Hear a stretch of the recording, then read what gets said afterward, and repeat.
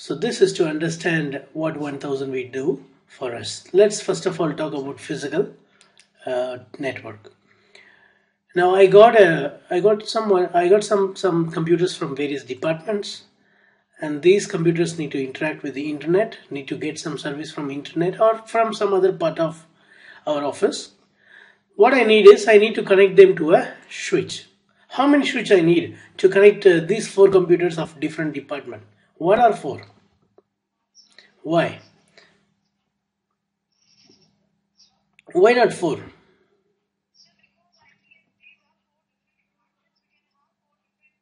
Exactly. Very nice. Very nice. So we need not to buy 4 different switches. We can have one switch. Still their broadcast domain will be separate. They will have definite separate path. Right. So what I do is I just connect wires to this interface. Let's say this is first interface, and this is second interface, third, fourth, and this is somehow connected to the destination to which these computers want to talk. Right. Now let me name these computers like A, B, C, D.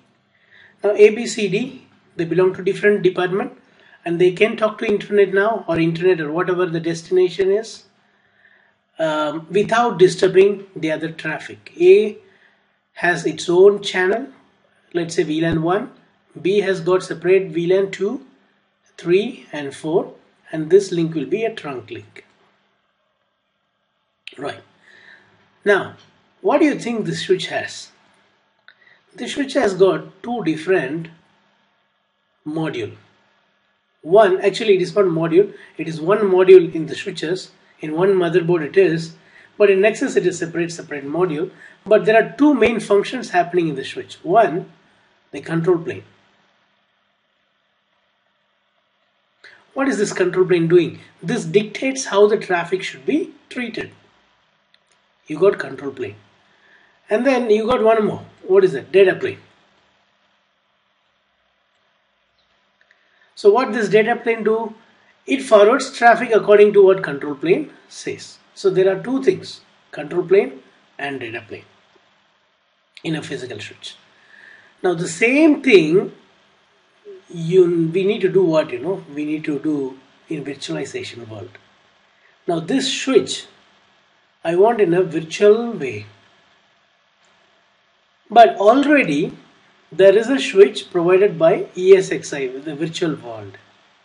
Already we have distributed virtual switch provided by ESX or ESXi server. But the problem with this switch is they are limited. Their scope, their area of coverage is limited. It is not really visible for the physical network. So we got one NIC card and we got a lot of VMs.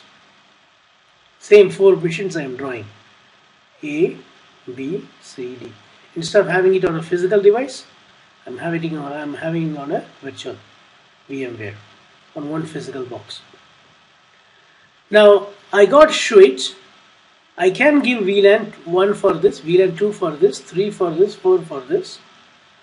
But these VLANs are only keeping these computers away, talking each other. It keeps these virtual machines separate only within this network, within this virtual network, virtual access layer. But when it goes out, it is not really differentiated as 4 different traffic, though they are coming from 4 different VLAN. According to this link, it is coming from one computer. It's not coming from 4 different servers. Why this condition? Why it is like this? The reason why it is like this is network admin has no visibility till this level, so he couldn't do any sort of special treatment for this A, B, C and D, or he couldn't differentiate the traffic that is coming from A, B and C and D. This network cannot do that because there is no visibility. all these VLANs that you have in DVS, distributed virtual switch provided by VMware, can keep all those VLANs, all those stuff only within that virtual domain.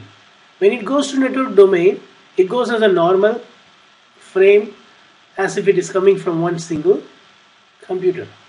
This is the problem with the DVS, distributed virtual switch. This is where Nexus comes, says, I can take this one step further. What is that? I can provide visibility till VM level if you allow my software to install on the DVS. That's what Nexus says. Nexus says, let me install my control plane and data plane and make the visibility. So what happens when we, using that VMware vCenter, when we install VSM, you might have seen in the video how to install VSM or using OVI file. And then when we install VEM, now VEM, instead of DVS, we start calling this VEM now.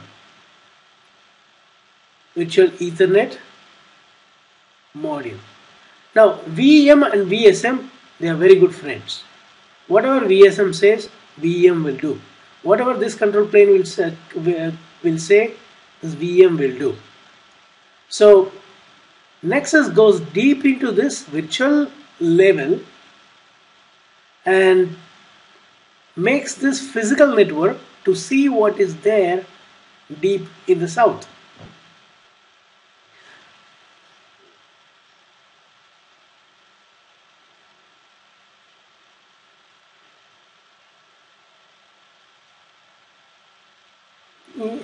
Yes, correct, absolutely right. You are right. Your understanding is correct.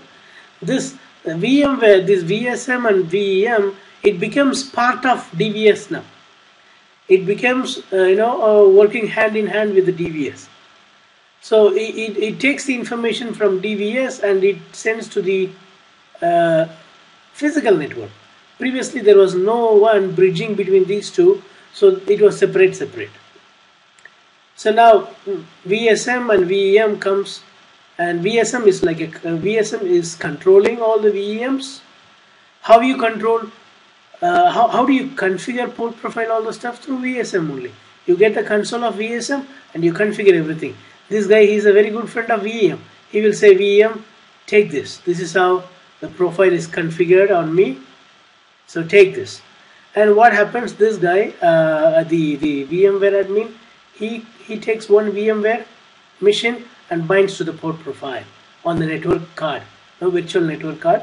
He binds it. When he binds it, whatever the profile you created, whatever you added under the profile, all those things will be enforced on those VMs to which the profile is binded. So right from here, the visibility starts because there is special tagging mechanism called UUID. This UUID shares all this information till this NIC card level. So NIC card level can now differentiate the traffic coming from different VMware and provider, and provides all this information to the north. So according to this destination, these machines are not seen as one machine. They are seen as separate machine and a separate destination. It's not like traffic all coming from one particular source. Only this much. The story of Nexus 1000B is only this much. To provide redundancy, we can have multiple VSMs. Now this VSM, one more part, this VSM can be a part of one of a host which has got VM on it. It can be one of the VM in one of the hosts. Need not be in all VMs. It will be in one of the VM in one of the host VSM, and VMs will be there on all ESXi installed. Plus, just for controlling, this VSM comes into picture. Controlling like what? Control like CDP. Providing the profile to the VMs. All those things. Once those jobs are done, they are not going to really disturb the VM data traffic. Data plane will be keep on forwarding even if VSM is shut down.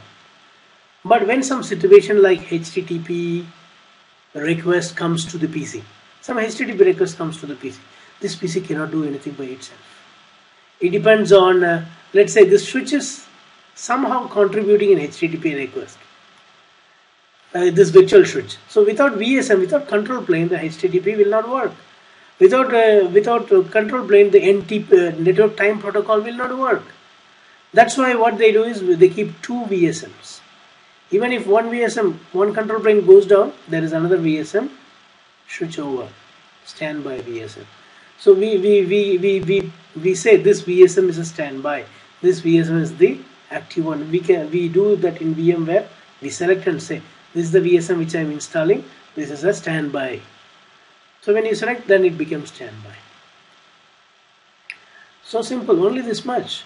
Whatever you do in physical world, here we do in logical with the help of 1000V. Hope you understood. Right, I'll make this a separate video.